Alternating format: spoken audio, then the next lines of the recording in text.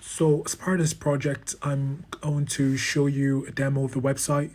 I'm also going to go through algorithms that are being implemented. So there are quite a few algorithms implemented. So I'll try and go through them too in a fast enough time. There are also a little bit more algorithms to show, but there's not enough time in the video. I might just show you uh, a list of them for you to just have a look at in your spare time. So basically, it's an electric scooter website that allows users to book electric scooters and also people to rent out electric scooters. And people also have the option to become a host. So a host basically has privileges such as renting out the electric scooters and adding a ad campaign. And furthermore, you can also, as a host, view your electric scooters. So as a user, you would have the option to subscribe to the subscription service for discounts on the scooters. And also you can book any scooter on the website, write a review on the scooter and write a review on the host. So the website will have a full, electric scooter renting functionality. And through this demo, we'll go over on what is happening on the website in the code and on the front end on the real application and how everything works. And you'll see as well our verification process where you can verify your account and have the option to book electric scooters on a website. So sit back and let's go and watch and see how this website plays along. Thanks for watching. We'll see you in the next video. So as we come to the home page, we see a start trip form. So this form is the form that users can use to search for electric scooters on a website. We have Google Places API autocomplete form input here. So if I type in a location, I get autocomplete from the Google Places API. But before we move on, I'll just show you the rest of the page. So we have hosts that are gotten from our API. So we query the database and or we query in our application the host that we want to feature on the website with their related information. And this is the review that was given to the host and the star ratings for the host. The names of the reviewers over here as well with the date. So going back to the start trip form, so we see here that we can type in a place and then Google autocompletes. The autoplaces API gives us a list of data. So I can pick Dublin Airport here. And once I'm okay with that, I can go ahead and click search. And we get a searching animation which just gives the user some information that queries it's being retrieved from the database. And just hold on. So reaching the search scooter results page. So this queries data from our database and it gets the inputs that we added in before. So that was the Dublin Airport. It gets the longitude and the latitude and then it pipes it into a formula. And the formula will just tell us of all the scooter locations that are within a given range based on the longitude and latitude with that formula. So these are the data points that we got. So we've gotten scooters that are within 15 kilometers using that formula, which I'll show you later on, of the scooters in the area. So as we see here, we can see that there are promoted scooters. So these scooters are scooters that hosts can promote and push to the front page of the website so they can have a better chance of having their scooter booked. And as we go through the page, you can also see other scooters being listed with their cost, the rating and the location and the trips and the model number. And if you look on the right hand side, we have a Google Maps, which is being marked for every scooter location inside our results set. So if we hover on any of the scooters, we have a nice indicator on the map showing where that scooter is. And as you can see, this is being plotted and mapped using Google Maps API. So each of the markers are being tagged with a longitude and latitude values which correspond to the scooter on the list. So we also have an event listener being attached. So whenever we hover on a scooter, it checks and sees which points on a map that scooter is and it highlights it. with that color. So that's in a nutshell how that works as well. So on the left hand side, we have a filter option in the website. So this filter will basically multi-filter the website based on these different criteria you see here. So we have the brand, so we can pick Xiaomi, and we will have Xiaomi scooters filtered. We can pick and have 31. So Xiaomi costs, which are 31 euros and higher.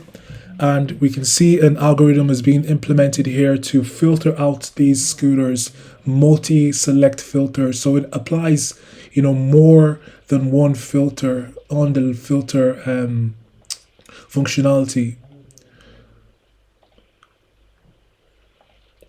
So we can go ahead and go on one of the scooters. So we'll go on this one. And before then, I'll just show you a search kind of functionality that was also added. So we can search for a scooter. For example, I can click Pure and we'll get results for that scooter. So click the first result here and enter into this scooter. We can see a loading animation here displaying that data is being retrieved from the API, things are being initialized. So just to give user a nice feedback on what's going on and some good UX experience. So we see here the front page of the scooters. We see the host who owns the scooter, which is with the data. So the e-scooter and the host data is two different models, but they're being tied together into this one cohesive display. And we also have a start trip form, which we'll look into, which basically allows us to book a trip. So at the moment it's disabled because we need to log in, which we'll do soon now. And also we have a different information about the scooter and also the rating, which is being calculated using an algorithm. We get the averages from all the users. Then the longitude and latitude of the scooter is also being placed on a map where anybody can see on the scooter. Furthermore, we have the location of the scooter, which you can see on the website. And we'll just go ahead and sign in to our website so we can access the start trip form and actually book a scooter. So I can click login, and we see we're greeted here with a nice login page, which we can go ahead and log in. So we're using a Java Web Token implementation of authentication where we can sign in and the API will send back a Java Web Token if the credentials are okay. So if I put in my login information, we'll get the data back. And let me just draw your attention to our system storage. So we actually have a system storage here. So if I log in, you can see that we've added a new local storage data for the user information. So we have the token retrieved from the API, the expiration dates, and as well as the email and other information, which we'll look into later on. So once we've logged in, we can go ahead on the search as well and book a scooter. Wait for that to load. And once it's loaded, we see here as well the insurance information. So this host has this insurance, which will come in vital on the next page when we see what it does. I can start a trip. And I can put in the credit card information. Now this credit card form, this is implemented with Stripe. So in my Stripe account, I can generate a payment intent. And with that payment intent, I can charge the customer. So if you look at payments, we can see that the 27 euro payment is being set here in our Stripe place. It's incomplete. So we can go ahead and see the different informations here. So, because this is a pro user, we have 100% discount on the insurance. And the processing fee is also free for the pro discount. And we'll explain more into that as we go into the application, what they actually mean. So we have here a total, the scooter image, the pickup location, and I can go ahead and pay which will then go to Stripe and charge the account. And if it's successful, we'll get a trip successful page. So trip has been successfully paid. And you can have different information with the scooter, such as the discount we've seen. So this is a component which is being shared from the last page. So components are being shared, which is very modular. And the location as well of the scooter that's being picked up, and a host details. So the details of the person who owns the scooter. So as well, I can cancel a trip, confirm, and I can cancel it and it's canceled.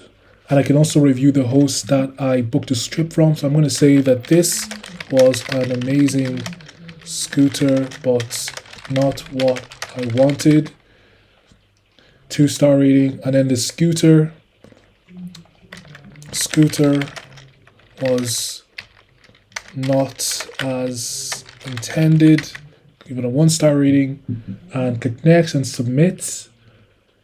And this will submit it for the user, for the host. So whenever we go to host, so that host was actually Layla Checkers. So we you can see the review that I made is over here. This scooter was not amazing for this host. And I'll get into more about this profile as we go on. So I can also have a list of electric scooters. So these are all the scooters that I have. And I can add a scooter in. I can also hide the images and just have a cleaner look. So we can see this kind of add live icon here. And what this means is that the scooter that we have here is now live on the results page because it's an ad campaign. It's being pushed to the front page. So this is the vector HE4. So I go over and search for. If we go to the results page, we can see the promoted ones. Now, we're cycling through the different promoted items, scooters. And we're going to look for that one that we promoted. So all the ones that are promoted are being pushed to the front page, and we're cycling through all of them. And that is how we are retrieving. We're just cycling through randomly through all the scooters that are live for this day. So this is the one that we saw, which was promoted. So that's the scooter that's promoted in live, and I can actually just create a new promotion as well. I can just promote this one here, create it for 3 days, and we're going to start the ad campaign for today for 3 days. So that's going to run from the 24th to 3 days, up to 3 days. Click submit, and this will now submit ad campaign successfully created, and now the ad is changed to live. So as a normal user, and I'm not a host user, I can sign up for an account.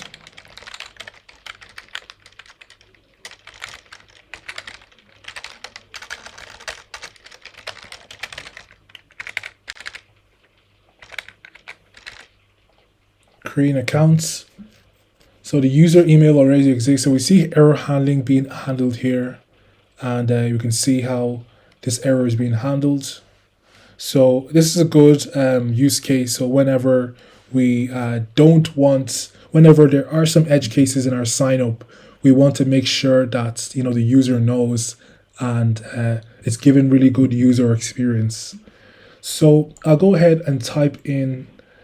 After restarting the application, I'll just type that again and have the email of this user being removed. And let's try it again. And now we are in, and we actually have a verification modal that's being displayed now. So the user is just signed in, but you're not verified, so you can't really do much on a website. So we are going to click verify and verify our accounts. So here, this form has validations going on. So you have to make sure that all this information is added. Just the ones that, so I put in my phone number and then my profile picture. I'll put I'll put this profile picture. And then I'll pick my location, which is also implemented with Google Places API, and click verify, and it'll verify. It will send me a verification email as well. So verification email is sent. I can go to my email address, go to the accounts, and we'll see verification here. So verify your accounts, confirm, and now I'm verified. So now that I'm verified, I have the ability as a new user to essentially book an electric scooter, as we saw. So I also have the opportunity to become a host. So I can become a host maybe with Liberty Insurance and apply. And we have information. So we can just put any data here. Just go test. Putting any information.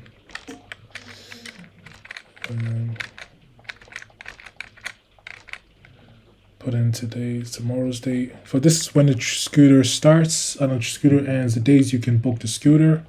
Pick the location of the scooter, so Dublin airports, any location you want. About scooter. And click a picture. So I'm going to use this one.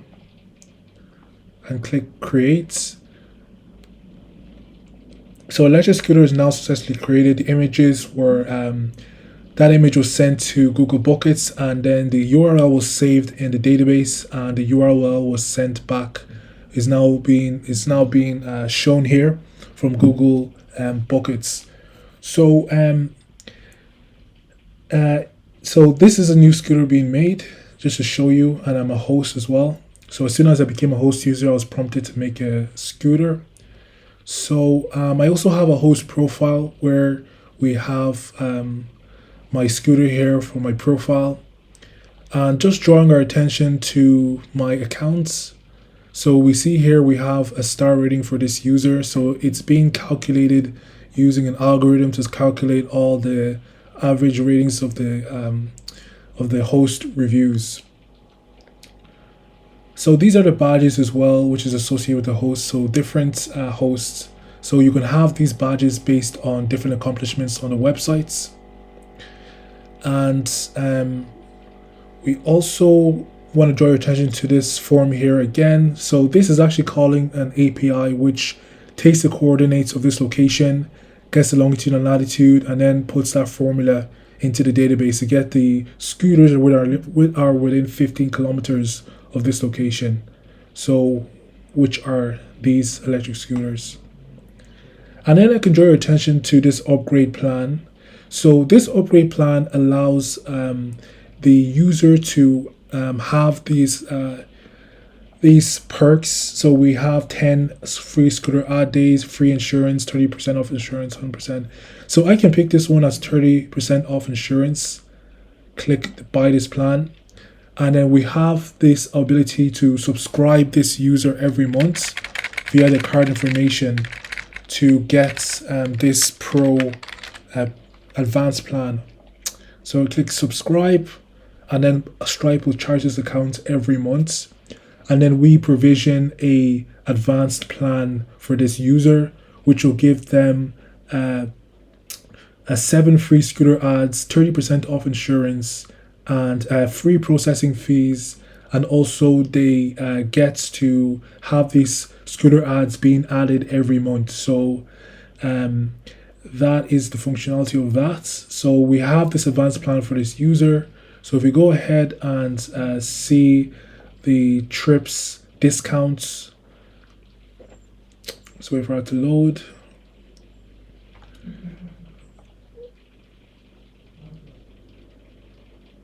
And we can see the discount here, 30% off for the advanced user, but if it's a pro user, it's 100%, and if it's a basic user, it's 10%. So I can go back on my main account and just show you the trips. So we also have for the host the dashboard for them, which will show them the amount of income that they've earned, and the trips that are being booked from them, the trips as well. And you can click into any of these trips. You can cancel or complete them, and the trips as well, which also is from the user trips. So these are all the trips that the person has booked, not any ones that you've booked from you, but the person itself. You can see the current trips, the total trips, and any canceled trips as well, recently canceled or canceled in total. So we can see the cost and the dates and the start and end, the scooter and the trip as well, and the status of active. So basically, if this is the date of the trip is before today, and if the date of the trip is before today, it will show cancel. If it's after today's date, it will show complete. Confirm, and the trip is complete. I can also adding a review of the host. So that is the high level of my application. I'll go into the code and explain different algorithms are being implemented to make this website possible. So we see in our application we have a navbar, and a navbar is a has this functionality where it limits some of the data and the functionality pertaining on whether the user is verified, is not verified, has an account or doesn't have an account. So verified, once the user is verified, they have the ability to see their trips, and we store the verification inside local storage and then use that to allow the user to do various operations in a website. So in the navbar here, you can see that this will only be displayed if their user is a host, which is also being stored locally, and checks are being done to see the user as a host. And also the electric scooter is only placed for host users. So if I could sign out and just sign into a new account. So if I put in the password now, I can click create an account. And we can just X out of this, but we can see now we have a new button here for verify. So this is only displayed if the user has not been verified, but is logged in or authenticated. And we also see like we have a profile page for the user. So the profile page will tell them if they don't have any, if they're not verified, and these will be blank because the user is just new and hasn't put in information. And we also see the verification symbol here as well, just to prompt the user that they need to verify. So in this case, the user is verified, and we can see here that we have some conditional badges are now being displayed. New information is being displayed on the navbar. So one here is to become a host, and another is to create a plan. And we also see the trips is being populated here, and we also see a new badge which shows become a host. So it's an active and a dynamic navbar which responds to the user that we have logged in. And this is retrieved from the local storage has saved data which is used to do checks for this. And we can go ahead and perform any of these actions like become a host, where we have the ability to cycle through host costs, and the user can pay for the insurance once the trip is being booked. So just apply for a host, simply apply here, and we see that we have a host being created, and the host badge we saw there was removed because I'm now a host. And conditionally the navbar is being added and removed different items, and it's kind of like a reactive navbar, and extra information you see is added here like the scooters and the host profile and trips. And we also see that, and we also see here as well the host badge and the insured badge. And I'll just draw something quickly to your attention as well. When we go on a scooter and the host, we'll just go on, let's wait for the data to load.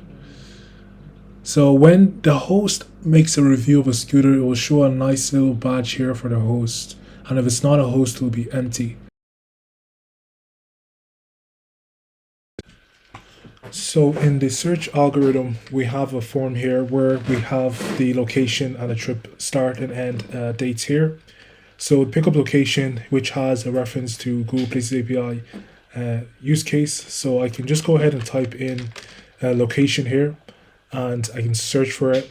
And what this does is it calls an API called the Geo API, and basically that just gets the longitude and latitude of the location that we've searched here from Google Places API. And then what it does is, so firstly, it goes through this link and it takes in the location, so the location name. So when we get a location name, we put this into the function. And when we do that, we then get the trip start and trip end. We format it. And the location is then put into this API. So we do a search and replace any empty strings with a %20 to mark a space. And we have our API key. And then this API will now return a coordinates, so JSON value. So we get the longitude and latitude from the location value. So we put it into a double and we pipe it into this function. And this function will then query the database. And we're using an Harvesian formula where we do a check. Firstly, we get all these scooters, which is either null or it has the dates.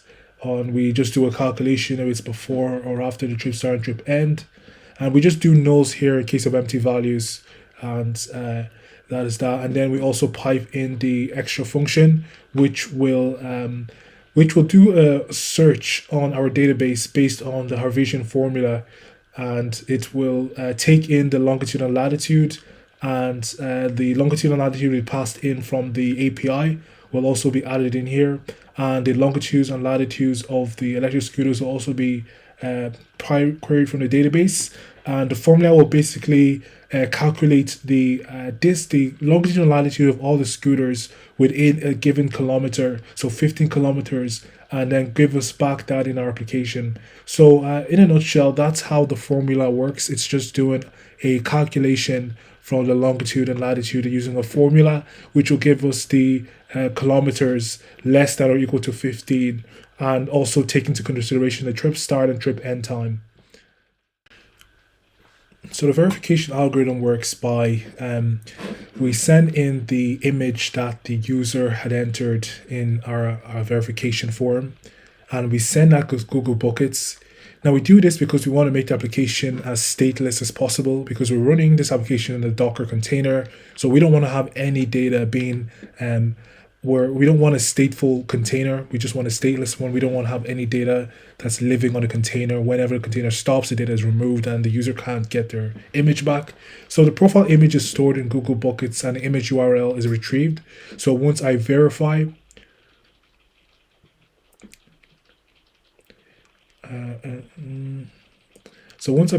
the image is gotten here from Google Buckets. How that works is we click to verify, go to the URL, and then we go through here. The path, the image is then, which is the image initially is being encoded in base64, sent through JSON, and then we decode the base64 in our application, and we save it into our file system, and then we upload it to Google Buckets using this function here, which will take in our project ID, the bucket name, and get the file, and all that will be done in this code, uploading Google Buckets, and then we delete the file once it's done, and we then come back to the service. We come back to the service and we just do the geo API longitude and latitude, or we just give the values rather of the location. And so the image is stored in the Google Buckets, and it would then save that image into the database, the URL to the database. So, and the verification as well, we have a verification by email where we basically just use a hash for the user email, and the hash will then be queried in a database to see if this is the right user, and we then successfully verify the user. So in this algorithm, whenever we have a user that's verified, he has an option to upgrade your account. This is a monthly subscription, which is provided by Stripe. So this will give user privileges to have discounts on the website, and processing fees are free, and they have the option to have scooter ad dates, so they can basically promote their scooter on the website if they have the personal subscription enabled. So I can upgrade a plan here. I can click a pro plan, and this will send a this will give us the subscription page, which is from Stripe. Put in the card information and click subscribe, and this will send a webhook to my application. Stripe will send back a webhook to my application, and then in my application I will do a check to see the webhook paid events. So Stripe sends back us an event, and my application will just check if the event is equal paid. Okay, and then it will just do a check if it's a subscription. It will get the subscription, and then it will set a subscription object, and it will find the user that is related to the invoice that's been paid. So that will get my email from the user that's paid from Stripe, and then we'll check if it's a host. If it's a host, we will set the ad days to be 10 and the accounts to be a pro account. And this will do other checks as well. If it's a advanced, if it's a basic account, we'll set 3 ad days.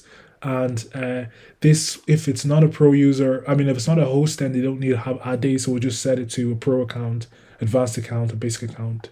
So we can see here that now the user has been set up as a pro account from Stripe. So we reload the page. We see here that your account is activated, and Stripe is now charging this user every month. So the credit card information, so we can see here the 25th of April, which is today, and this email address is being auto charged every month with the pro plan. So we have here an ad algorithm that basically allows the user to boost their scooter on the front page of the website. So we have the days left that they can run an ad campaign for, and the days they can add their own ad campaign for, and the dates where it starts. So we can go ahead and we can go to the electric scooters. We see the front page, the ads are being promoted. And the code that helps with this is we use this function here, create an ad, which takes in a request for the days and the dates where the ad should start. So we get the host and we get the scooter. So the scooter that the ad will be placed on, and the host, the amount of days left on that host account. So we get the ad days, and we put it in here, and we just set it to the time. So we just make sure that it's a date. So we just get the date, and then we add in the dates the scooter ad will run for, so which is gotten from the request. And then the days as well will be set, which is also gotten from the request. So if we set in, let's go back to the electric scooters, and we set in like 3 days, and we set in the date to be today, it will get it from that. So this is from Angular, the front end. We'll send it to the back end, to the API. And then the host will now get the total ad days to be deducted from the days that they've gotten. So we have an accurate current ad days left for that user.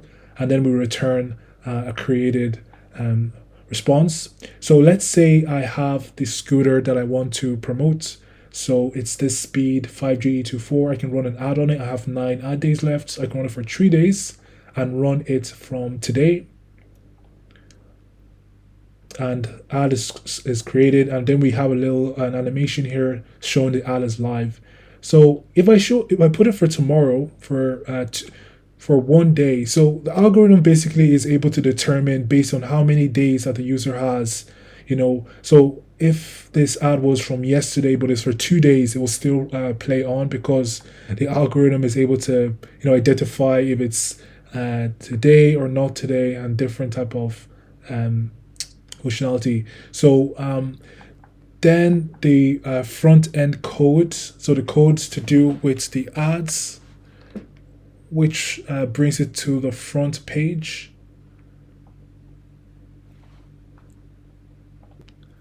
So this is the code that is retrieved from the front page. So this page queries separately a scooter ads from this function. So this function basically searches the database and gets all the scooters that are effectively in the right time frame. So as again, if it's yesterday and I've put the ad for 2 days, it will run from yesterday and also today. So it'll include scooters from today. And if it's 3 days, it'll use this algorithm to, let's say the scooter was sent 2 days ago, it'll still play it today because it's a 3-day ad. So the algorithm basically calculates all of that, and based on that time frame, so it will then pop it into the list. If it's 0 days ago, 2 days ago, 3 days ago, and if it's the date is, and if the ad days are 3 and the date is the right dates, it'll do a calculation and give me the right days. So then it's populated in the front end and gone up to the front end and displays it randomly based on all the ads that are scheduled for today. So the filter algorithm multi-selects values from the list, from the data gotten from the API. So we can see there's a multi-select here, which selects multiple values.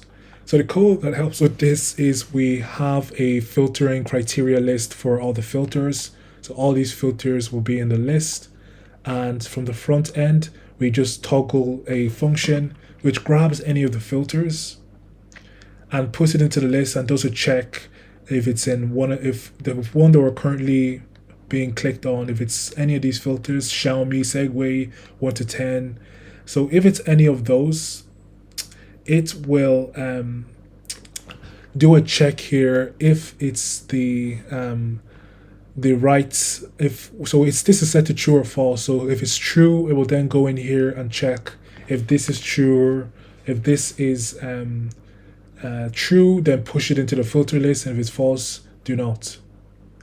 So we then go through the apply filter function. This function will basically, it sets all the required data we need to be an empty list at the beginning, and then goes through the filter list we saw earlier and does a check if it's in any of these values for every electric scooter, and then returns true. So that means then put the scooter that's within these criteria back into the price list, and any edge cases as well are handled here.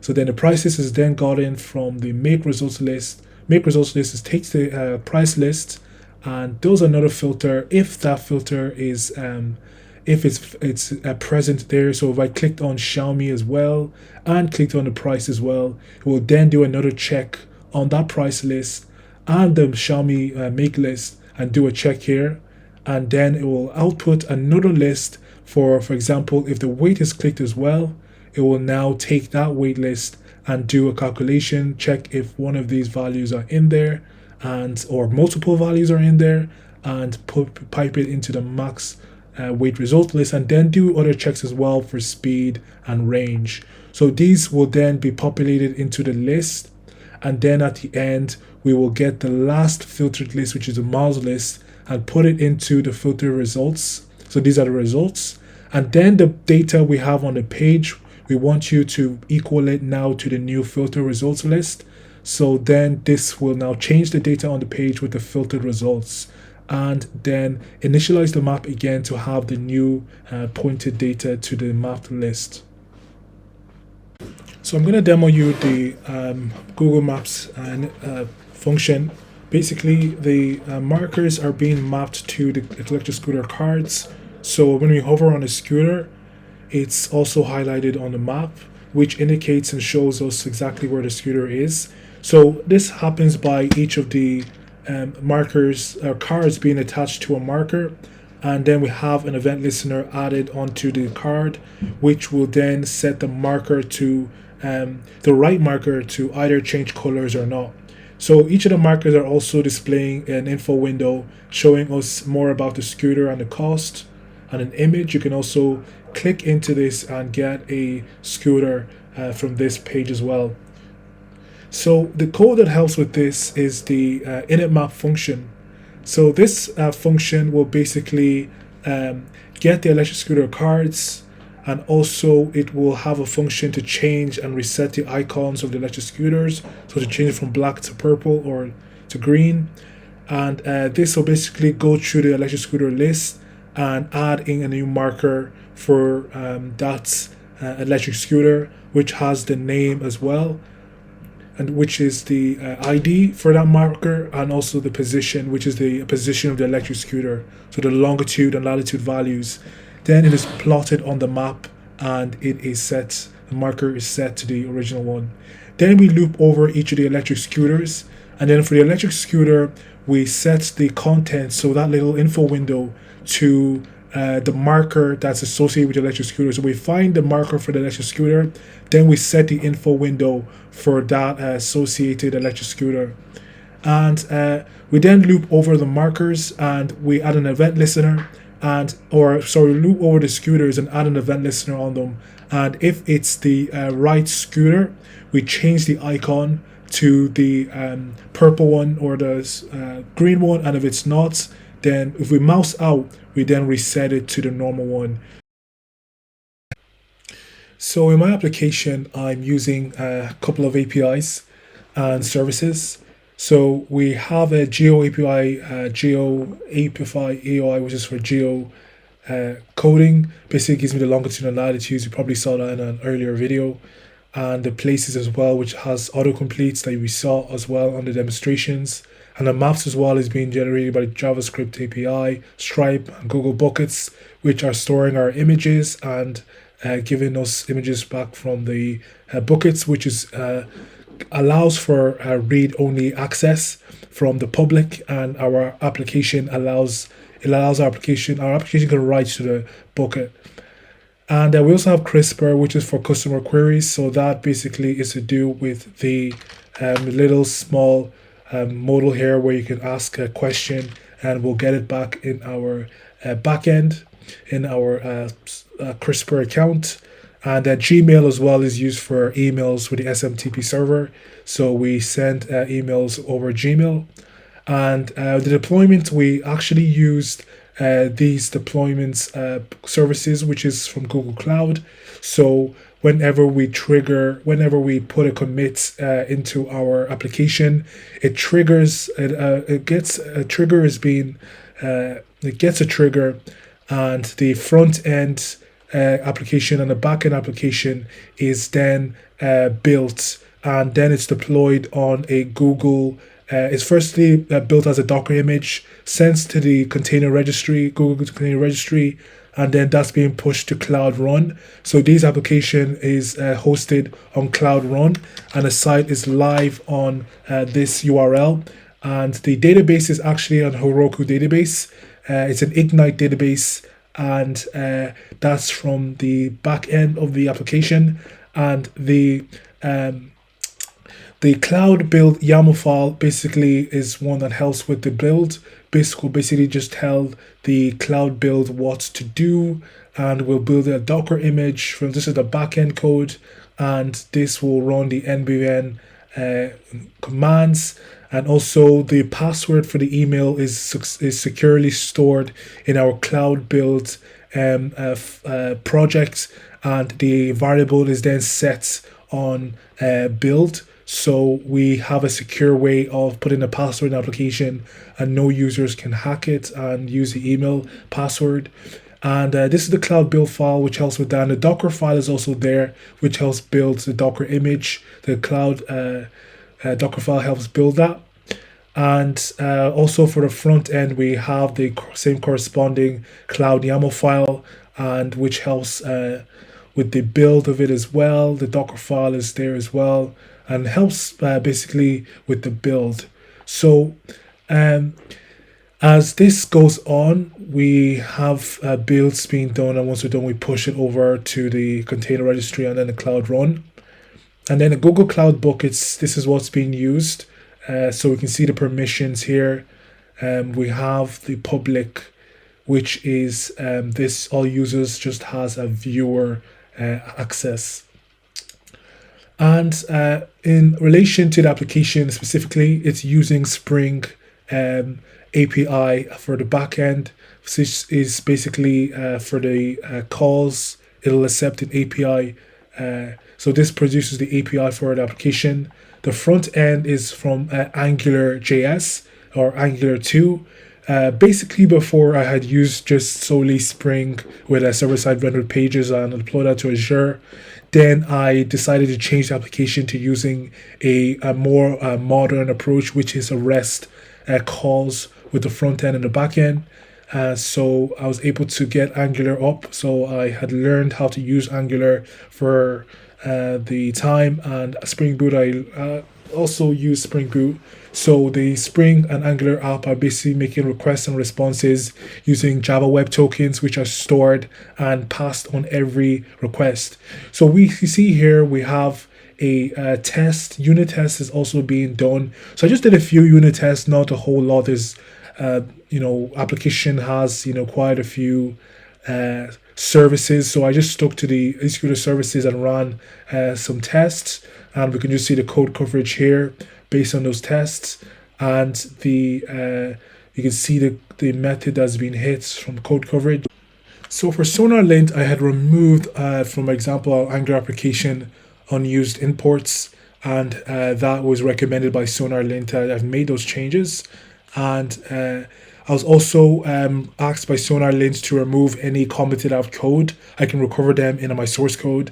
I also made those changes as well, and I made those changes as well to the Angular application, and then in a Spring Boot application, I had also removed some other recommended advice. And for example, in the code I was using as this type of Spring best practice that you can't just use optional statements. You should just using this present. So basically in the application, I was just accessing an object directly instead of making sure the object was available. So using SonarLint, I was able to make those changes. And in OWASP as well, some security testing. We can see the recommendations I got, for stance. I can see the different things in my application that I need to be aware of. And that was that. So that is a demo of my application. Thanks so much for all your time to take my project into consideration. Appreciate it. Take care.